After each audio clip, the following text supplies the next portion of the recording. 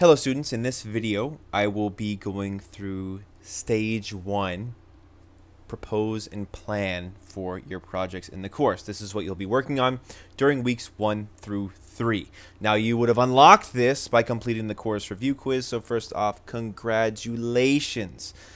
Hopefully you got it on first try and you didn't just sit there and keep resubmitting it until you got them all correct. I know that not everything in that video maybe was covered, or not everything in that quiz maybe was covered in the previous videos, but that's why there's also this other stuff and information on Blackboard for you to look through and find and things like that. So all the things in that quiz are very important for you to know, so hopefully they stick with you a bit more since you had to do that quiz rather than just listening to me and it kind of just passing through. So here we are at stage 1. This stage of the project involves researching potential directions, then proposing and creating a timeline for the project you will complete this semester. Okay, so there's 3 things here. This is a folder of project examples and recommendations. There is a folder of templates for you to use for your submission, and then there is the submission itself. I can maybe, I'm wondering if I should work backward here. I'll start with, we'll just go through it. So project examples and recommendations. Project examples. So here you're going to see a rather substantial document with a bunch of links of previous student projects for this course as well as the other emerging multimedia course which you take in the 4th semester. So below are links to previous final deliverables of self-directed MMDD projects from previous semesters. Notice how the students create a story of how their learning progressed throughout the semester to reach a final product, right? This is their case studies that they made. Now, most of these case studies were made using Medium because that was initially what was being used in the course for a few years there, but it's taking a shift now into Behance, right? Adapting with the industry, adapting with the times. Behance tends to be a bit better as a place for you to just have all your creative portfolio work, whereas Medium, students were just kind of having this article there and that was it. So Behance can become a good place for you to show this work. But all that to say that some of these submissions may look a bit different from one another, as well as a bit different from what you're going to end up submitting in this class. However, projects with an asterisk are for the latest round of students, which they did use Behance. Okay, so those are the most recent updated projects. I mean, there's projects in here from before the AI stuff. So this class has been going for a hot second. These things are, or these examples are split up by different disciplines. So, you know, if you have an idea of what kind of portfolio you'd like to put together, what sort of position you'd like to work in, you can look at those example projects maybe just to get your ideas flowing. I would not recommend you just copy exactly what a student did before, of course, but you can take their approach and maybe use a different brand or a different app or something, or just a different subject matter, but you can see how they kind of structured it and how they did it.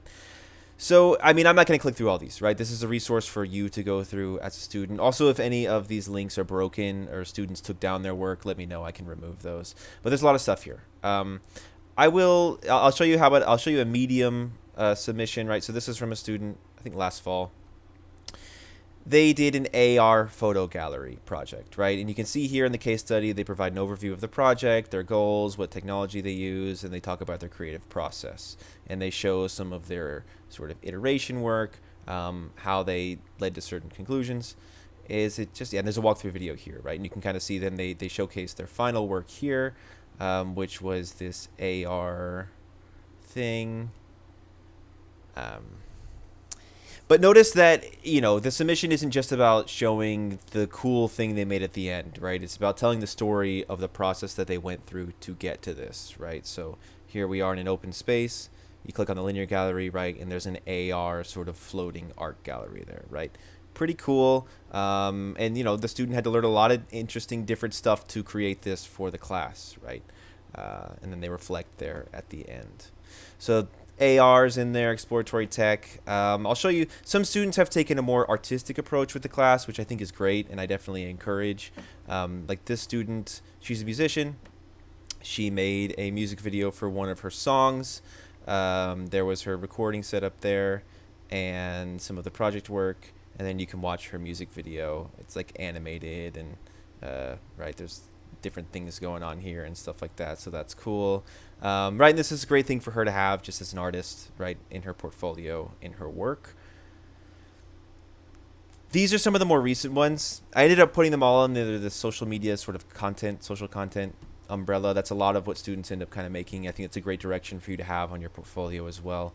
You can see that here's an example of what a student did and when they put their work on Behance. And so this is really cool because you're seeing their work sort of in motion here, right? They made an Instagram reel and a AR arrow poster to promote Killy, the rapper. Again, they go through all of this project information. There's a mood board, inspirational assets, pre-production screenshots, pre-production reels, different things they were working on. There's some storyboards, right? This is really doing a great job of showing the whole creative process, cutting up different images, before and after with different effects. I mean, it's really great to see this. And then you can just see and watch, you can watch their kind of final asset there. But like I said, it's about more than just the final thing that you make. It's about the story that you tell to present and kind of sell it, right? They also did Aero, AR, 3D stuff that you can experience with that too, right? So this is a really great visual communication piece that this student put together to show the work that they made in this class. So those are just a couple examples. There's a lot of different ones here. As you're researching and thinking about the things you might want to do, look through some of these examples from previous students just to get an idea. And you can see, I mean, a lot of these, I mean, this student made a K-pop music video, right? I mean, that's not something that I was like, okay, in this class, a possible project is to make a K-pop music video, right? But the student just did it because they also were like a director of a whole dance company group. And so they had all this stuff, and then they made a dance video for a K-pop song. Look at that. It's awesome.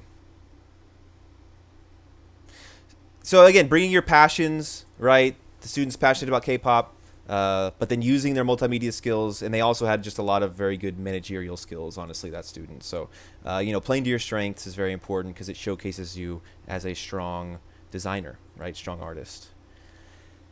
So look through the project examples. This is a link to some project ideas. It's kind of on this weird OneNote thing I was using for a period of time. But you can kind of, again, if you're really struggling, you can kind of look at, okay, I'm into digital video production. So, all right, I could make a promo video for a brand, right? I could work on running a Twitch streaming channel. Again, if that's something that you would like to do, if you want to become Kai Cenat or whatever, iSpeed something. I don't really know what they're up to, but if you want to do that, then and you're serious about it, right? Then this could be a time to get that going, develop your whole brand, assets. Some students have done like the transitional things on Twitch, right? The kind of overlays and the now streaming or on a break, like different things like that. So again, you can propose a project around that, right? If you can sell it to me, then I'm good. So these are just different areas of MMDD that you can click around and see, right? Developing a social campaign. Some of them are pretty broad, but just to kind of, again, get your ideas flowing. I wouldn't say to just copy and paste exactly any of these, but these are just ways to get your ideas flowing, right? Part of your work here in stage one is simply doing that, right? Really thinking about what you're going to do here. Some project ideation tips. It can be hard to come up with a project idea for this course. Below are some general tips you can use to get your ideas flowing. I do encourage you to explore Behance. This is where you're going to showcase your project, so why don't you see what things other people have done on there? Especially if you know what you're interested in. You can type in motion graphics or whatever, and you can see examples from other designers in the world working on stuff. Get inspired by it. Think about the sort of stuff that you may want to do. I'm just clicking around on things. I don't even know what this is. It's cool. It has kind of a vintagey sort of look to it. With the grain is nice, cool colors.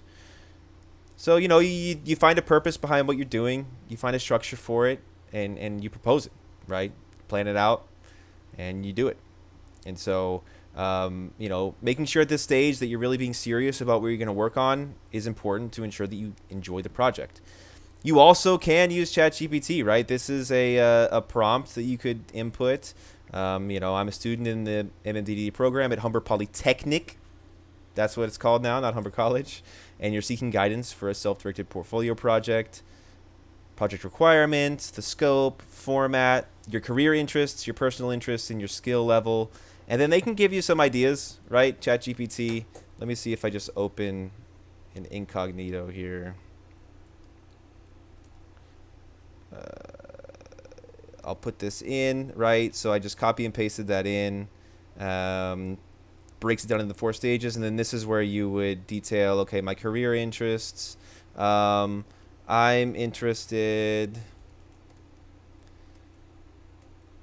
in doing multimedia work for the film industry. I don't know. You never know. Personal interests. I love films and going to the movies. It's kind of apt. Skill level. Current abilities. I'm currently adequate with most Adobe Creative Suite, but not advanced. I don't know. I'm doing a very kind of simple thing here.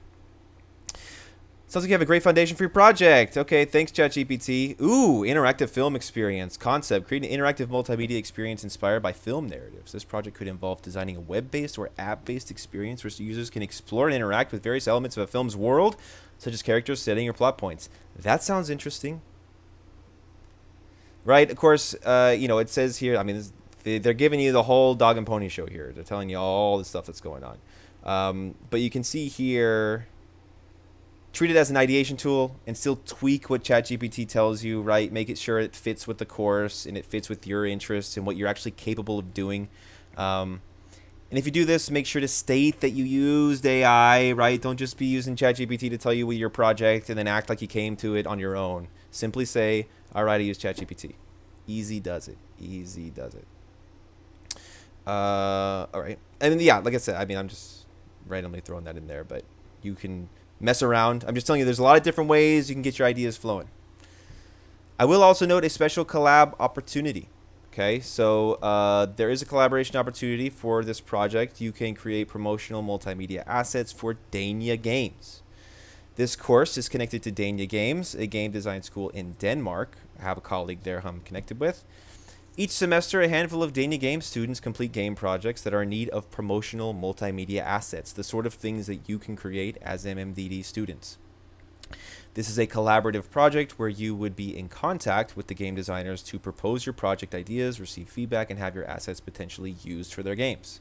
So it's a collaborative project. Last time this ran, there was a Discord channel set up for the MMDD students to talk with the Dania Games students, and they could discuss the project, and the MMDD student could say, hey, what do you think about this prototype, and they could give feedback and stuff like that, right?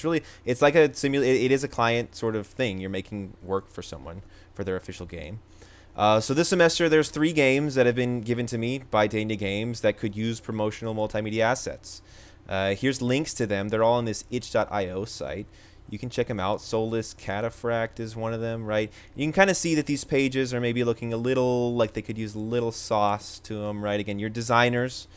You could come in, really up the branding, maybe up the overall kind of feeling. You never know. So there's Doctor's Dungeon, and then there's Project S as well. So these are games. So if you're interested in these, definitely maybe play the games. I think they mostly are all executables on Windows, so if you have a Mac, it's a bit harder to get going.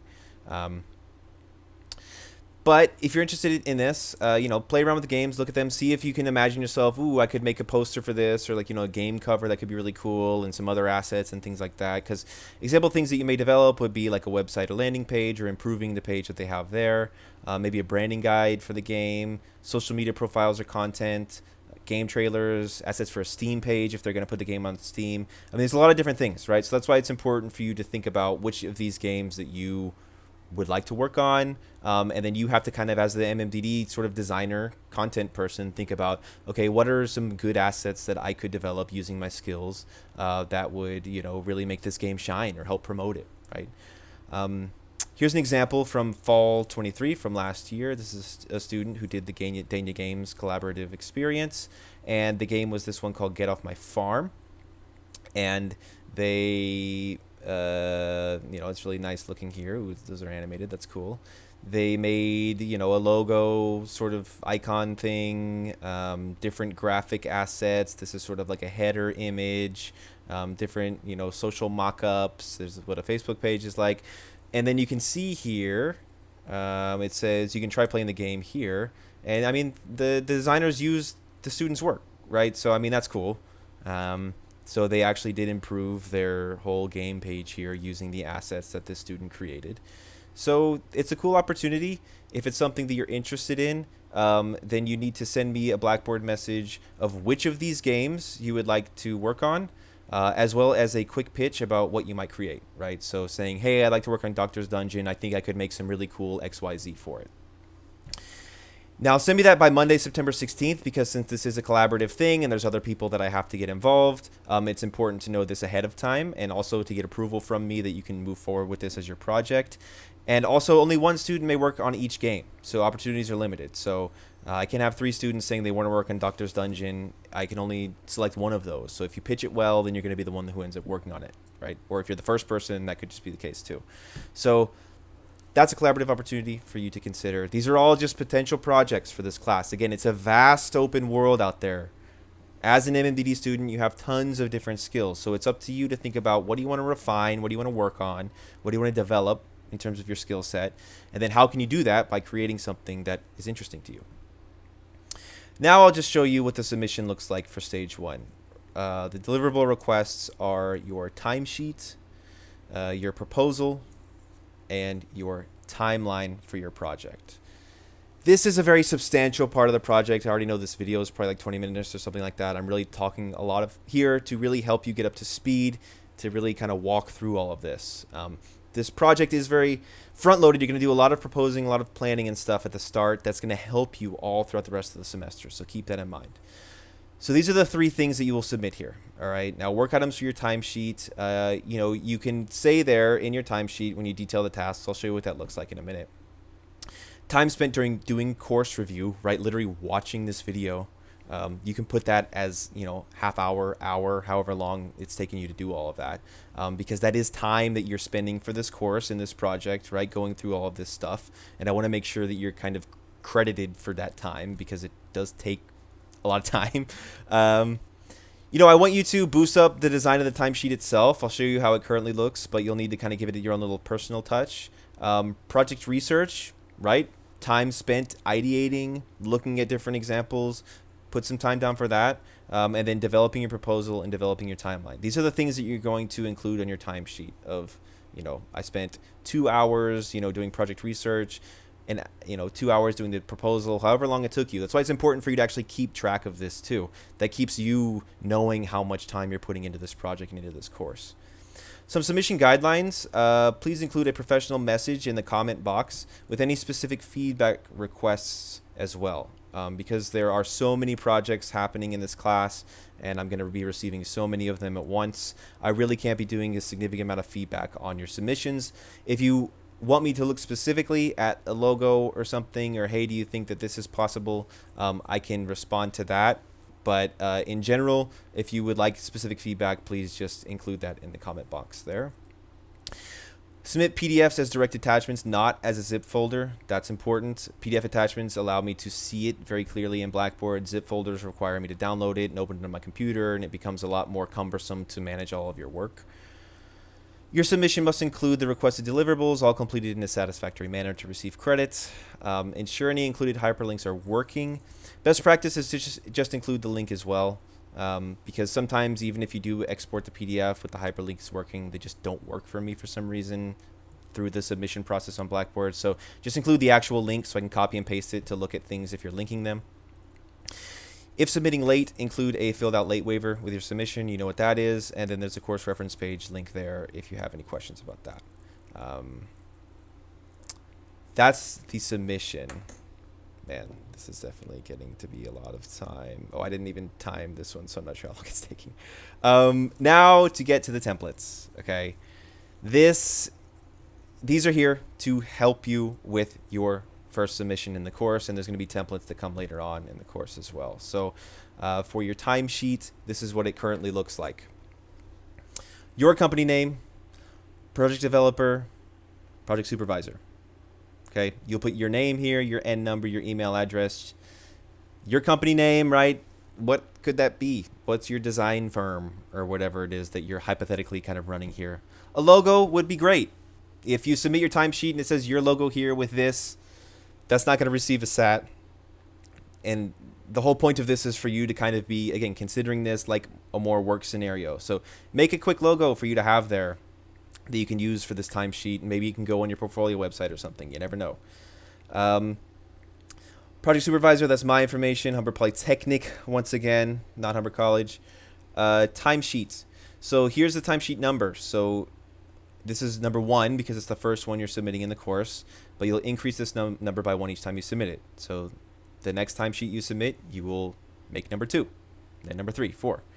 Dates covered, right? What is the date range that this is covering since the last time you submitted a timesheet? This could be covering since the start of the semester, since it's your first one, but when it comes time for the next work submission for your project work where you're going to include a timesheet, you're going to include the date range from the last one you submitted till that one, okay? This is all about making you keep on track and actually look at a calendar and see when things are happening, right? Then this is where you're going to include the tasks, right? So I just say example tasks, but project research, whatever it is, add there. You can right click, you can add more rows to add more tasks, right? And then however long those tasks took, right? 2 hours, half an hour, 2.5 hours. This is again to keep you on track and also to demonstrate to me how your time was spent.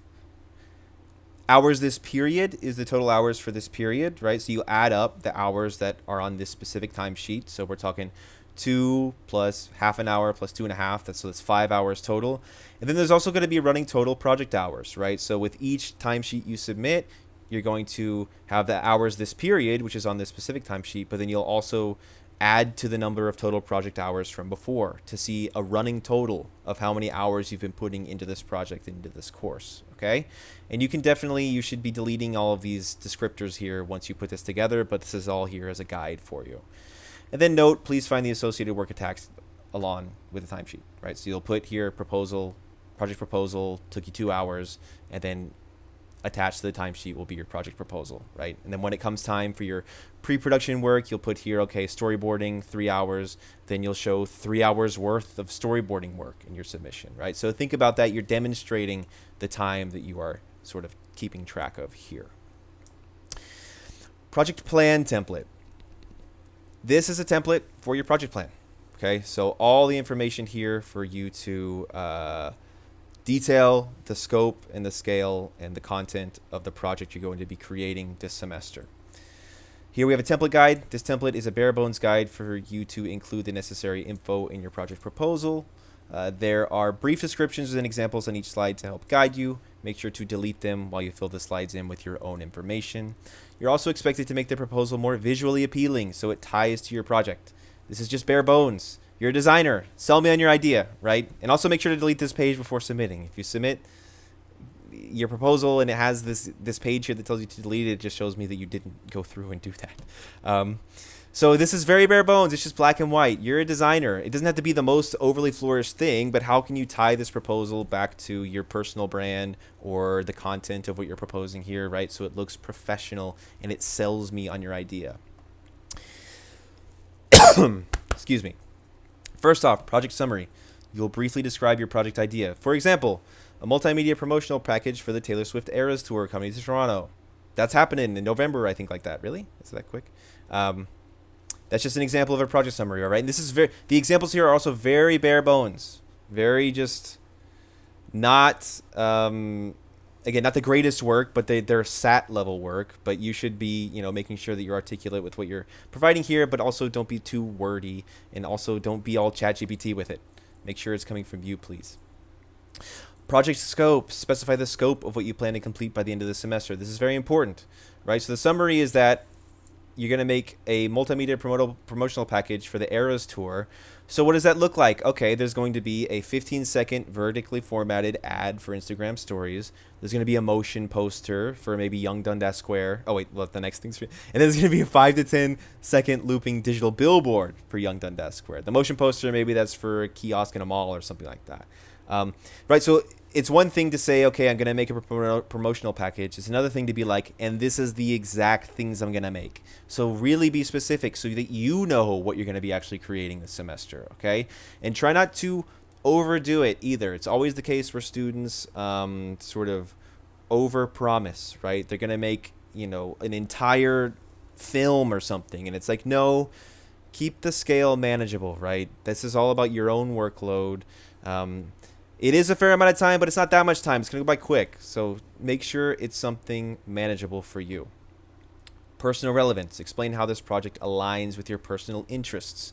So, right, you're inspired by Taylor Swift as an artist and an entrepreneur and have an interest in creating promotional multimedia content for musicians once they graduate, right? So in that sense, it's like, I want to be working on Taylor Swift content, and also I want this on my portfolio so I can get things in the music industry or whatever, right?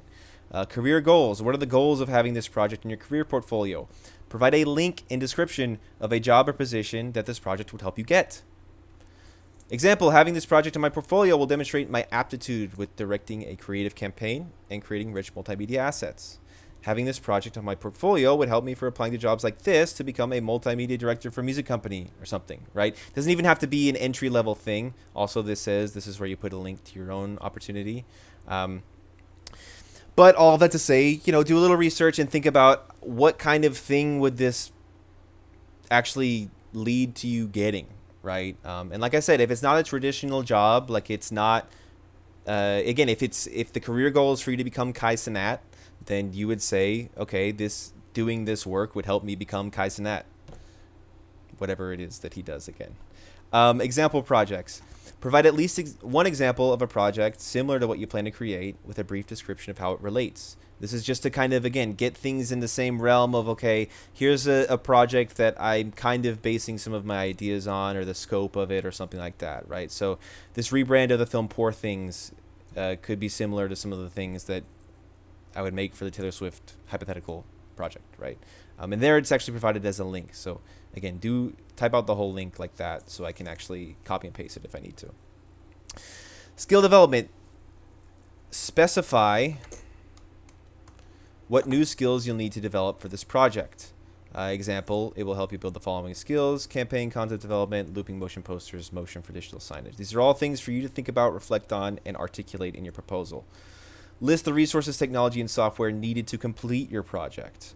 So what Adobe Creative Suite things will you need to use? What educational resources will you use? If you're working with a specific brand or something like that, what resources do they have available, right? Plan overview. So provide a synced plan overview of what you'll be working on during each key project stage. You will have a more detailed plan in your project timeline, but this provides an overview of each stage. So this is where you'll just quickly say, okay, during stage 1, I plan to do this. During stage 2, I'll be doing this. Stage 3, this. Stage 4, this.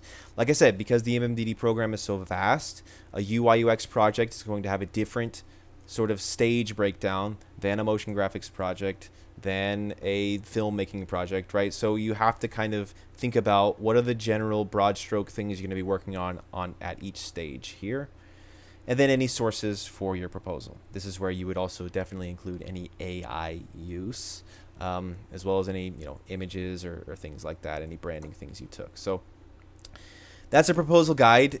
I have made this guide document here so that it is easy for you to kind of fill in and design and adjust on your own, because I know it's a lot of information to put together.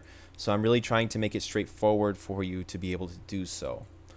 The next step is your project timeline, which is due with your stage 1 submission as well. So you will create a timeline for stages 1 and 2 of your project below. This timeline is just going to be for weeks 1 through 7 right now. Then when we come back after reading week, you will have a timeline that you'll build out for the remainder of the semester. But this is just getting you really thinking about what you're going to be working on these first 7 weeks. And then also at the end of that, you're going to see where you kind of actually ended up at when you then build out the rest of your timeline for the course. So, create a timeline for stages 1 and 2 of your project below, detailing weekly tasks to keep you on track. Currently included tasks are there as placeholders. You must input tasks related to your individual project, okay? You will update, export, and submit this timeline with every work submission.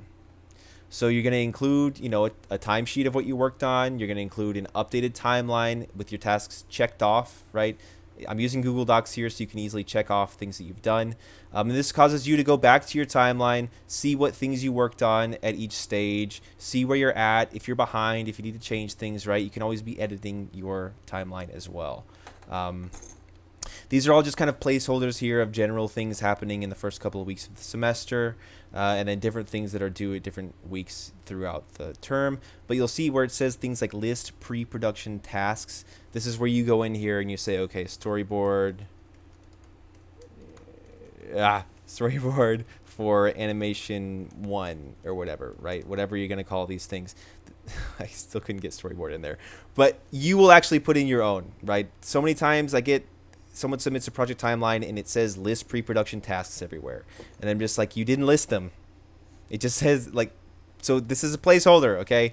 Put your own tasks there. This is getting you to really scope out your project and how your time is going to be spent. This is meant to help you stay on track. And since you're only having to think about the first 7 weeks, that should make this process a little bit less daunting for you, but you should also still have in the back of your mind what it is you're going to then eventually work on in the production and finalizing stage at the second half of the semester. But ideally by the end of week 7, you're going to have all your pre-production work all good to go to really move into the production phase and start making something great. That's stage 1, okay? And so you're going to use these templates to complete this work and then submit them here on Blackboard. Now, I'm going to have to say this somewhere else because I don't want this information to get buried. But there's all these templates and things like that on Google Docs for you to use. The way that you will actually edit and have your own versions of these templates, if we go to the course reference page, actually, it's right here. It says, you know, when you look at like a timesheet guide, access a timesheet template at this link, and it says to copy to your own Google Drive to edit or use the same format in a separate program. Okay, so basically all that to say, when you're going to use a template here, do not click allow me to edit or whatever, because then I'm going to get a million allow me to edit requests all of all the same document. No, what you'll do is you'll be here in Google Docs and you'll say, okay, you know, you'll make a copy, you'll save it to your own Google Drive, or you can just kind of copy and paste the whole thing into a different program or just follow the same format somewhere else. But these guides are here for you to download and then use on your own. These are not directly editable files for you. And like I said, don't request editing access to me because that's not how this process works. But I do need to say that somewhere else so that information doesn't get buried. But that covers stage 1, right? So again, the first 3 weeks of the course, you know, after you've gone through all that stuff with the course review, now you're really working on putting your project proposal and plan together. So I think that should cover it. Any questions, reach out to me. Other information is provided all around all kinds of other realms on Blackboard, so be looking around there, and thank you for watching and paying attention.